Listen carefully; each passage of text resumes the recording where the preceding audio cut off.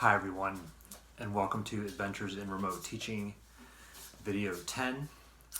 Happy Friday, or Fri-yay, as a friend taught me to say. Emerson is trying to provide some Friday music. So we have just one more week of remote teaching. So with that in mind, I just want to offer a couple more tips. Some tips for self-care, and share a puzzle. But it is our Friday tradition to do Shout Out Friday. Emerson, what do we think about that?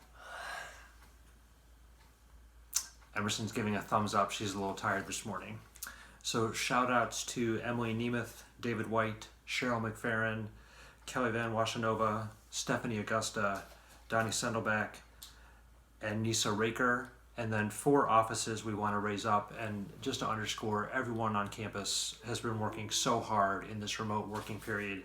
But just shout outs to the OP, or the Office of the Provost, Human Resources, ETS, and ITS. Thank you, and thank you to everybody for all the good work that you're doing. So here are 2 tips for remote teaching. One of these is familiar. The first one, explain and remind. As classes wind down, final projects and their due dates loom, clarifications about what your final exams may look like are out there for students as well. So continue to explain and remind, especially in this period of remote teaching. The second tip is this. I borrow it from my friend Mike Deegan, our head baseball coach. Mike talks about trying to speak greatness into his players, and I want to invite you to think about ways that you might speak greatness into your students next week. It is the case that next week is the last week of class. It is the case that over the last 6 weeks we have been in this extraordinary, tumultuous moment. I want to invite you to think about what you might say to your students to speak greatness into them. And I want to clarify, this isn't just praise for the sake of praise. This is saying something to your students that will remind them that within them are the resources of resilience that will challenge them to finish the last week of the semester strong and reflect on what they have done well as it relates to the learning goals of your course. So I want to invite you to speak greatness into your students. I do have some tips for self-care. Emerson, musical interlude.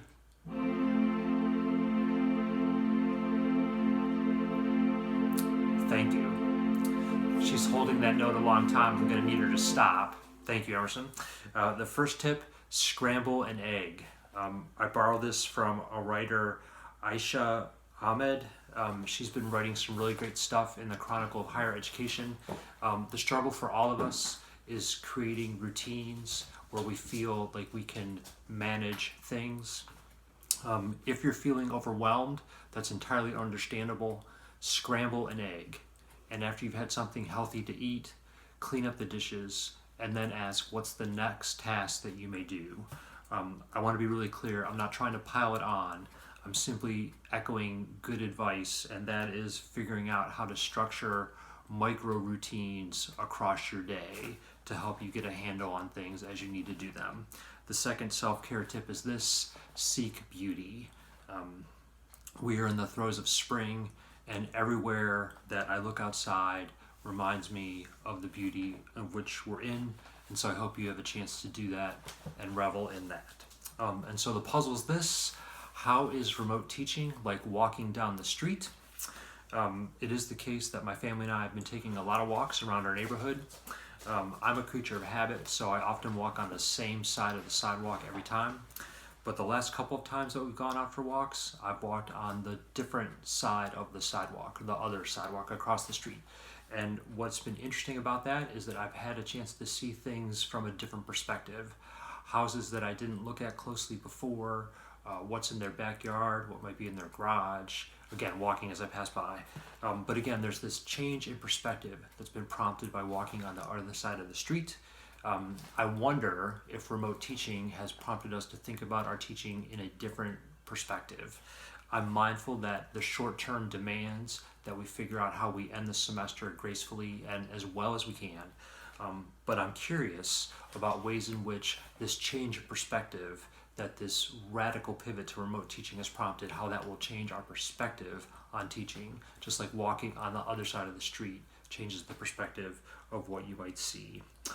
So I want to end with a wish, and the wish is simply this: I hope you will continue to stay safe, that you will stay well, and that you'll do your best to teach on in all the good and thoughtful ways that you're doing. Thank you for everything that you're doing to support our students in this moment. I admire you and so appreciate your good works. Emerson, how do we end?